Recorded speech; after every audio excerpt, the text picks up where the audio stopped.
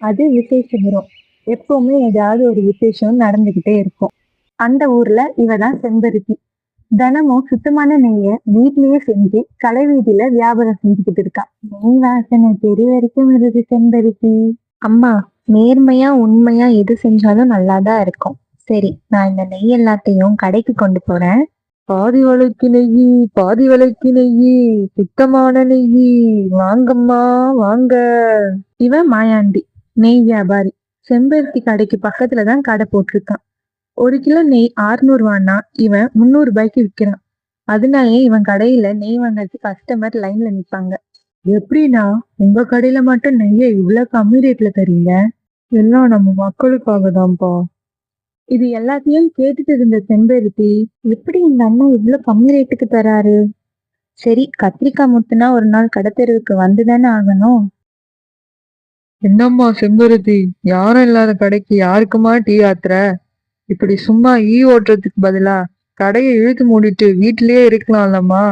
நெய் செய்யற காசாவது மிச்சமாகும். என்ன, என்னோட நெய்க்கும் கஸ்டமர் இருக்காங்க உன் கனவுல தானே சொல்லி ஏளனமா சிரிச்சான்.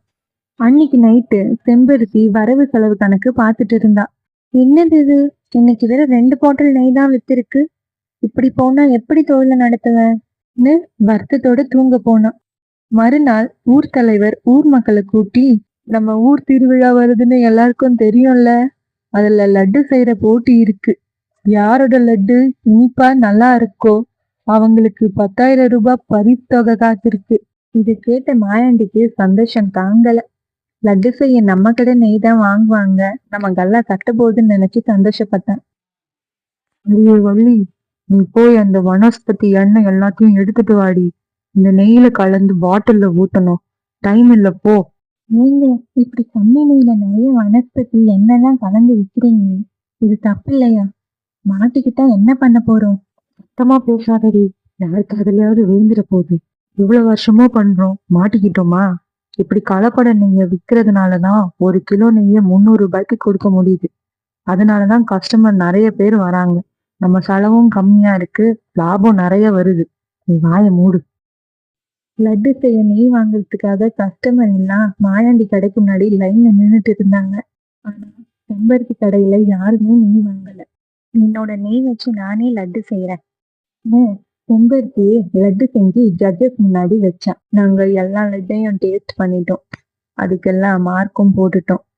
இந்த போட்டியில ஜெயிச்சது செம்பருத்தி செஞ்ச லட்டு தான்.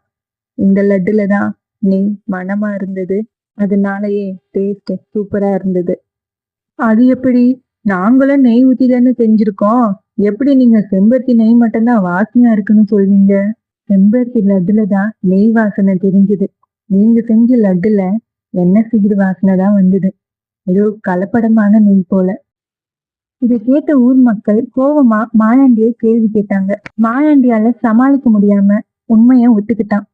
ஆமா, நான் தான் காசுக்கு ஆசைப்பட்டு கலப்படமான நெய்ய வித்தேன். இனி இப்படி பண்ண மாட்டேன். எல்லாரும் என்ன மன்னிச்சிருங்க. தப்பு செஞ்சா கண்டிப்பா தண்டனை கிடைக்கும். அதனால இனி நீ இந்த கடை வீதியில 2 மாசத்துக்கு நெய் விற்க கூடாது தண்டனை கொடுத்தாங்க. இதை கேட்ட ஊர் மக்கள் எல்லாருக்கும் திருப்தி. வாங்கம்மா வாங்க, சுத்தமான நெய்.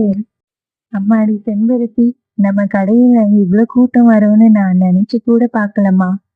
அம்மா, நாம செய்யற தொழில நேர்மையா உண்மையா செஞ்சா என்னைக்கும் தோக்க மாட்டோம்.